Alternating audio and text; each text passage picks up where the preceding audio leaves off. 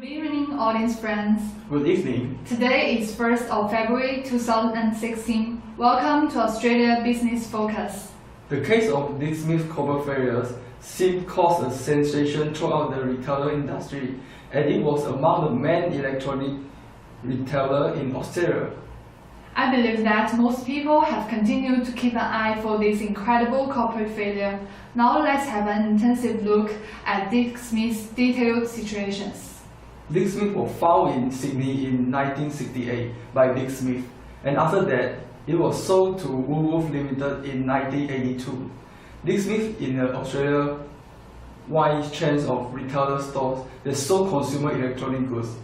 In 2012, it was acquired by Anchorage Capital Partners, who floated it on ASX in the next year. In 2016, the value of shares in Dick Smith Holdings having fallen by more than 80% since they were listed on ASX. Therefore, a trading halt was requested. On middle of 2016, Dick Smith creditor placed the remainder of company into liquidation. After that, the worst happened for Dick Smith is they had failed to secure a buyer for their store. So, approximately 3,000 staff total in Australia and New Zealand were made redundant as a result of 363 stores closed in the February of 2016.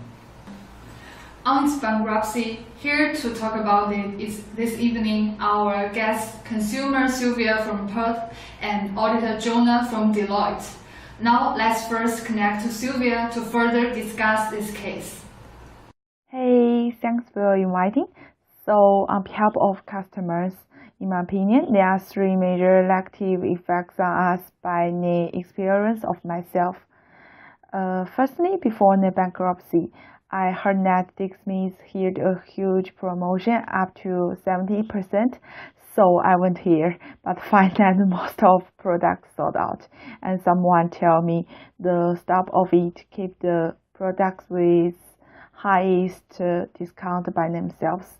Secondly, after the bankruptcy, on the one hand, we can't use the gift certificate, we can't require for the sales returns of our products or the refund of earnest money we had paid. On the other hand, we can't get the free after-sales service if our products have any problem. Just recently, my phone bought from Dick Smith broke down, so I called Dick Smith in order to inquire whether I can get my phone repaired. But however, I get the answer I didn't want to hear. I can't get the after-sales service because of the bankruptcy of it. And from the media, I know the bankruptcy of Dick Smith caused a big stir among the public, and I think this is the reason why you collected me.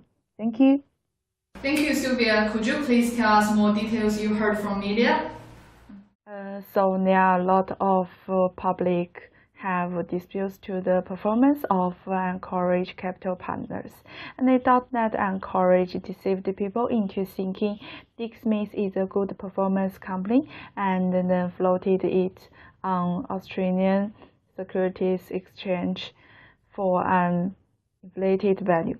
So because of this, the shareholders of Dick Smith is considering making claims against Anchorage and other parties, just like investment banks and accounting firms who is involved in this fraud plot. And what's more, for the creditors, Dick Smith collapsed in January, leaving a huge shortfall for, sorry, I can't remember the specific figure.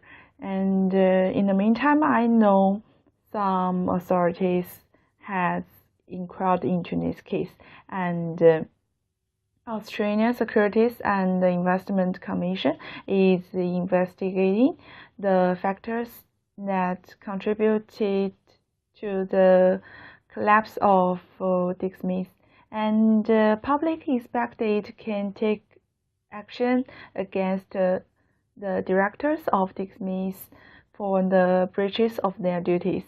That's all. Thank you. See you.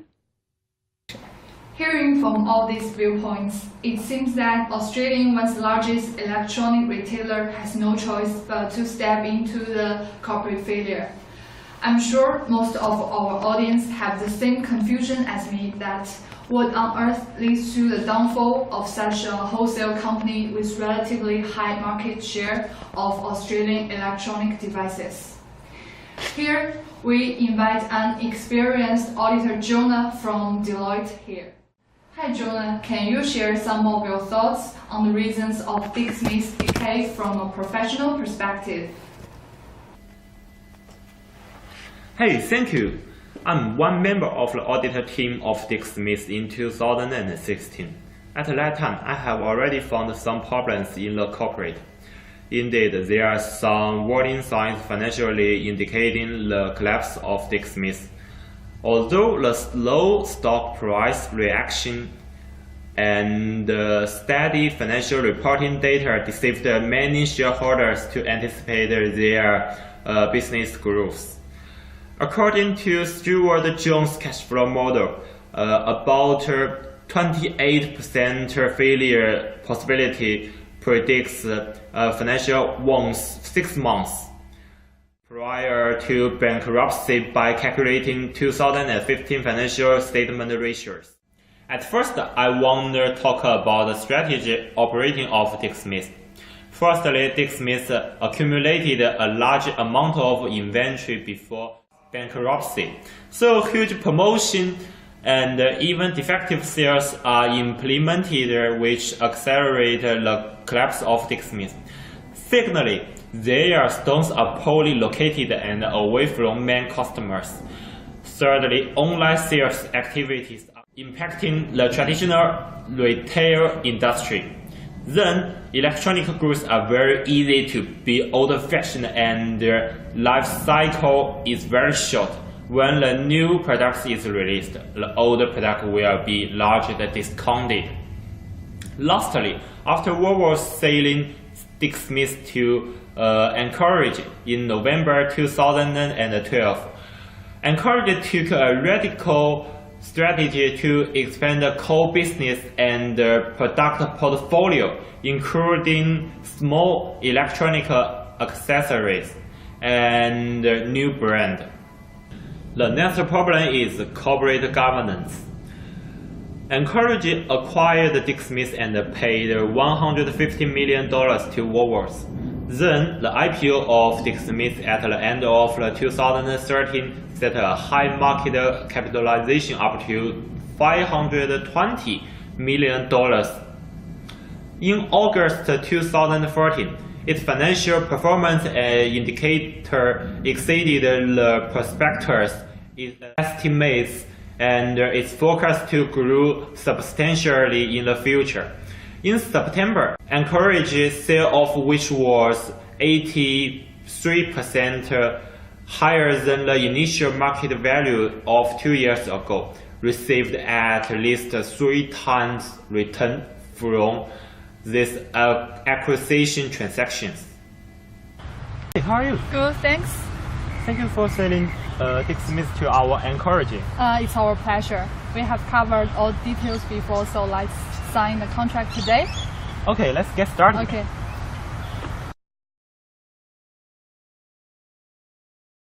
I hope our cooperation goes successfully. I hope so, thank you.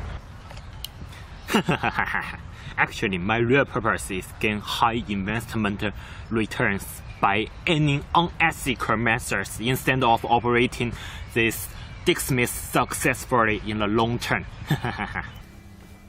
The last one is accounting scandals. I conducted a substantive test of the company's inventory in 2 aspects, which are quantity and quality.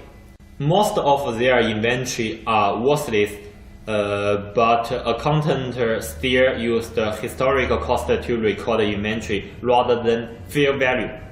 That's to say, they intended to exaggerate the profit by overstating the assets, especially inventory value.